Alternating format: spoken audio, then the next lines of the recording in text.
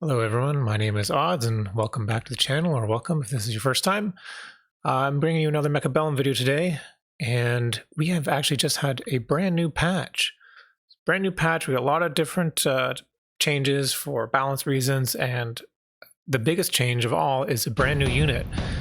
Or not exactly brand new, but a unit from Free For All, but I've never used it. So it's a giant Titan class unit known as the Mountain. So this game is, so the season just reset. I'm at about 1800 MMR. My opponent, gray area, is about 2000 MMR. And in this game, we're going to be seeing that brand new unit. I'd like to test it out and see how it fits into the game and where its role is. And my idea for this was, so usually we use something like a level 2 factory with armor in order to, push like a corner or something, or in the front tank with that unit, and sometimes able to push for the win and whatnot with that unit.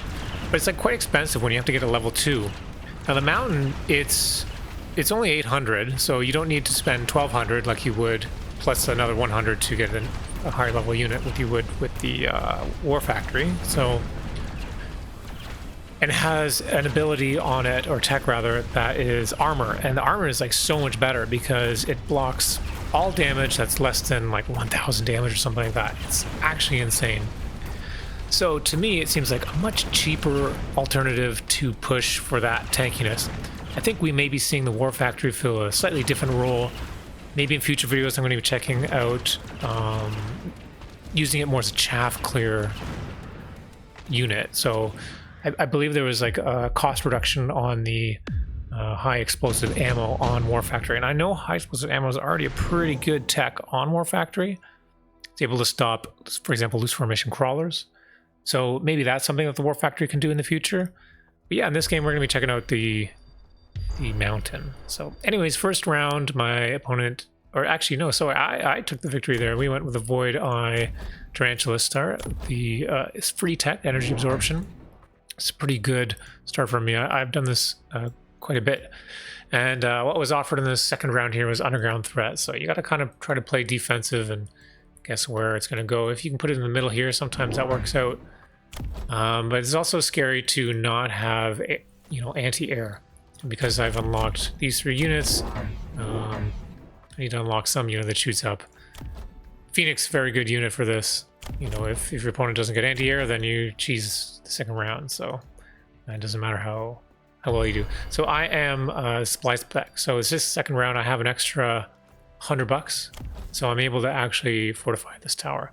I debated putting this here and this here, but then I was like, I think if I fortify that, then maybe if I put it in the middle, if he puts it on the right or the left, it should be okay. Like maybe if these ones go and hit the tower, then these will come clean it up.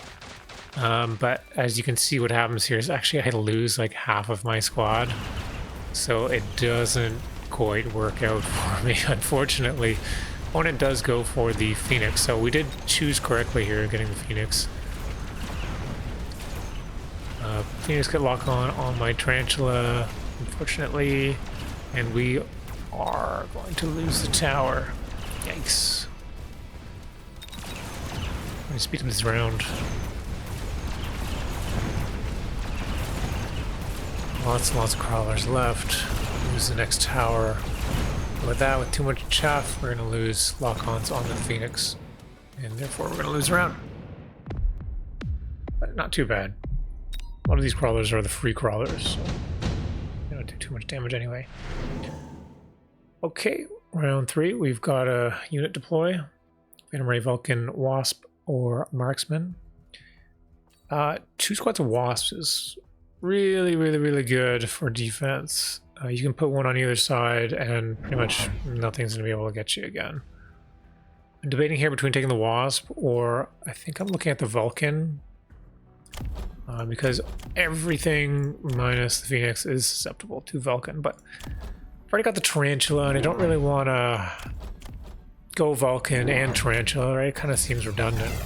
2 units doing the kind of same job, so I go for the Wasp as well. I mean, the other problem would be is if I didn't go for Wasp, my opponent did, which they did end up doing. I would be really, really light on anti-air, so need to solve that problem as well. But yeah, I get attack enhancement and another tarantula. Get the 2 wasps. Opponent goes for the wasps as well. And yeah, it's pretty much it for this round. I think opponent goes, oh, I guess double attack actually, or armor and attack. And here we go. We do get level ups on these 2 Vodai, which is pretty good to be honest. Vodai is a super hyper carry unit, so I feel like when you get to like level 3, they're really good. They shoot the Arclight and the sledges really, really well. So yeah, we've got the tarantulas doing work cleaning up the crawlers, and our wasps shooting the other wasps. Our right wasps kind of died early. They're a little bit too far up. But we've got a lot of units left. Yeah, I mean, guys do a lot of damage to towers too. They're a pretty strong unit. And you can see like it takes damage and then it heals back up, energy absorption. So let's see this one, heal back up again. So it's just like, even though it's only level 1, it's still got like these units locked onto it. So it's pretty good for tanking a bit. So that's why I place them in front of my tarantulas. All right, we've got a spell drop, Steel Ball, advanced targeting. Ion is obviously very good. So I'm looking at this, like I don't have giants, the range is really expensive. I don't really feel like buying the Ion Blast. I feel like if I don't take Ion Blast, I'll have an eco advantage.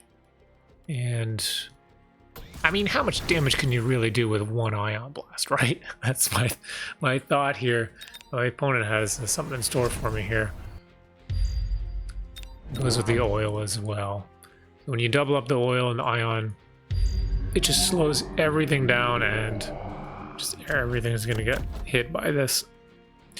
I went and I grabbed another Phoenix for the left because I figured if I was getting ioned and I lose my Phoenix, if I have another one on the left, as long as I get rid of, you know, whatever, like I'll have something shooting up over here, that's decent. I was also worried about the Rhino, because this is the Rhino drop turn. My opponent is Rhino spec. And with this side all full of units and likely to have the Ion Blast, I was expecting a Rhino on the left, which I did guess correctly here. And so I wanted to put the Tarantula on the left. I'm going to build out on the side. I want to clear the chaff, make sure that my Phoenix is able to lock onto the Rhino. Or, you know, whatever else on the side. Most likely Rhino, but also, you know, if there's an Arc Light or whatever he puts up, it'll be good. I just kind of like put this one down, get rid of these sledges. Yeah, and here comes the Ion. Does crazy damage. These wasps are a little too far forward here.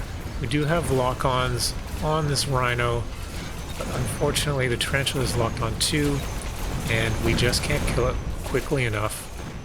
Lose everything on the right. It's a pretty devastating round here. And yeah, don't ever underestimate the Ion. So it was like a lot of money, right? Ion and oil, but so much damage. I lost half my health just from that. So more items available here. Absorption and Portable Shield. Very expensive. Portable Shield, I think just, it costs 150 now. It was 100 before, so that's another nerf. I think there's a bunch of items that received another 50 credit cost to them, like an enhancement module as well as another 50. So I ended up skipping. I need all the money I can.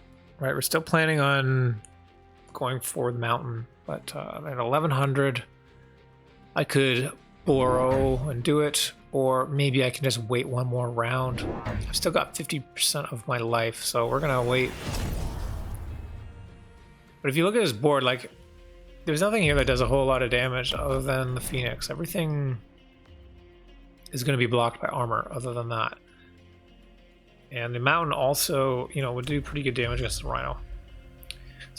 So the Vulcan drop was part of that drop as well, and I was expecting this to be ignited. I was actually really sad to see that drop, 'cause in my opinion, is pretty lucky. You get the oil down with the ion, and the next round you get the Vulcan drop. But opponent doesn't actually go for it. He goes for the portable shield on the Rhino, which is, again, a really dangerous item, especially like I wasn't able to kill it last round. Probably not going to be able to kill it this round. I put the missile down to maybe slow it down or clear some chaff so I can get locks earlier with the Phoenix. We do move our units onto the right side to try to avoid the oil and potential fire, but there is no fire to be had. Wasps are still a little bit too far ahead here. And yeah, here comes the Rhino. Rhino's tanking the Tarantula. Pretty unfortunate. And we're just like nowhere even close to killing that thing. Right side, we do actually get some damage in on the right. We managed to push through. It's a pretty good mobile beacon. But we are going to lose our tower now.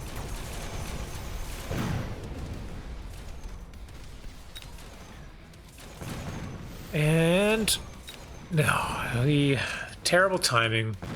Unfortunately, we lost that tower, and then our shot hit the tower while we were still debuffed from the other one. Otherwise, we could have maybe killed that tower and turned that around with our Phoenix there.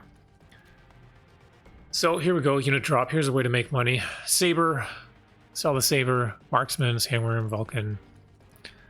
Again, here I'm considering maybe Vulcan, maybe Sandworm. Vulcan again, though. You know, we've already got high explosive, so probably not worth it. We go for the Saber drop. Sell the Saber. We're going to go into the mountain. All we need to do right now is get some armor, stay alive, let our chaff clear, kill the chaff, tank up whatever we can. I think I'm actually debating here, yeah. The Saber would be good to kill that Rhino. But it's like, I'm so close to death. It's pretty risky, like if it doesn't get a lock, whatever. It's much safer just to sell it. So here we go. We're doing it. And there it is, the mountain. Brand new unit. You can see all of our techs here. Mountain Plating. Blocks 700 damage when attacked. Damage blocking effect increases with the rank, and for each rank blocks an additional 700 damage. Oh wow, I didn't realize it increased with the rank. But that's crazy. So any unit that does less than 700 damage is basically doing nothing. So the Rhino will hurt it a bit, the Phoenix, and you know, that's really about it.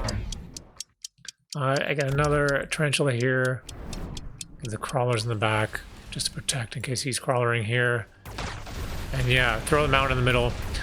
Last round, the Rhino kind of moved to the right, so I was expecting it to go that way again, but I kind of messed it up because I put the Tarantula on the left, so it started to go to the left anyway. But yeah, you can see we got a lock on with this Vulcan, so it's doing literally nothing this turn. Actually nothing, no damage being applied. Look at this, 2,000 damage. It's been shooting for like 30 seconds. Rhino's coming in. It is going to make its way to our tower eventually. But our mountain does shoot down that Vulcan, and actually, boom, we get the tower first. Nice. So good timing. That means our Phoenix clears up whatever's over here. We're able to kill this Vulcan now. And we've just got a couple Phoenix left. Just need to keep this Phoenix alive so we can seal the deal and get the round. Look at this thing. It's taking like no damage. Nice, we kill that Vulcan. We're gonna get the tower. Mountain turning around. Ooh, oh, thankfully that Phoenix ignored me here. Would have been pretty bad because like we're so close to dying. Yeah, we're gonna be able to get this tower, level 2 tower. Slowest unit ever. There we go. He's coming in to clear all this up. Just fast forward a moment here. We do actually get a level. Now, I feel like leveling the mountain's kind of risky, because, like, you have to counter it, right? You need to get a melter. It's the only way. So I'm expecting melter this turn. And we don't really have anything in front of it to tank for the melter. Nano nuke, efficient tech, and energy absorption. Protocols for energy absorption. Great card for the Vulcan, or actually for the melting point as well. It'd be a great card. It's a way to make your melter never die, right? So melter goes down here, obviously, right? But what can we do? We got 900, means I can level this and sell the mountain, can make a new one, put them on opposite sides, and we're just kind of hoping that we don't die this round again, I guess. And that, you know, we're expecting a melter to be here. I was thinking there might be a melter here as well, because often, like, this player's been playing fairly symmetrical. We see, you know, Vulcan on the left, Vulcan on the right. These things all in the middle here. We have the Wasp left, right. Everything is kind of symmetrical. So I am expecting if he throws in a melter, he's probably going to throw one over here as well, or here. Right? It could be here, here, here, and here. I was expecting both sides. So this one's okay, right? I think it's not going to get a lock unless melter's on the outside, but we had it on the inside, so that's fine. This one I was worried a little bit if the melter was here, so I ended up doing a mobile beacon just to try to keep it away from where I figured the melter might be. But, to my surprise, there is only one. So good news for us, because I think with that we've completely avoided our counter here. We just need to get a tower or something and do enough damage to kill this level of melter. Like, the absorption mod is very scary, so whatever does lock onto the mountain, we are completely screwed. But nice, that mobile beacon ends up working out well. We get the tower, we're pushing through. Now we get the other tower, we're closing in, we're completely surrounding this last unit, the melter, and it just goes down. That is it. 2,000 life left, and wouldn't you know it, we have just barely enough to take the game. Wow, crazy game. Both my opponent and I got pretty lucky at certain points of the game, and I feel like my opponent wasn't playing safe enough. Maybe should have made another melter. Maybe we could have had another round after this, and I'm not sure what to do next. Like, you know, what do? We get another tech here? We probably, you know, build chaff. Like, I left a couple spaces in front of the mountain on this side. On this side, I don't think there was any space, but, you know, do we get like smoke bomb or something? Smoke bomb could be cool. Forces the melter to walk forward. Maybe that's a way we can take it in the future. But yeah, this worked out really well for us. So very cool unit. I think it really helps close games out. A huge tank. And yeah, it's pretty cool. I'm looking forward to using it in my future games and trying out some of these other techs. I hope you guys are as well. I hope you guys are going to have a great season. I'm looking forward to the rest of this season. I've got some goals. I managed to hit my goals last season, hitting 2K. So this season, I'm not sure. I'm still deciding on what I want to accomplish, but maybe, you know, top 200 world. I think we could get there. I've got a couple tournaments coming up soon, eventually as well, and Mechabellum Mini Masters coming back in some time, perhaps season 3 of that. I'd love to play in that again, and you know, whatever else comes up. So I look forward to seeing you guys soon. Thanks for watching the video. Give me a like, comment, subscribe, all that stuff. Let me know how your games are going, how you enjoy the patch, the new unit, etc., etc. And I look forward to reading it. And until then, I will see you next time. All right, have a good day, everyone.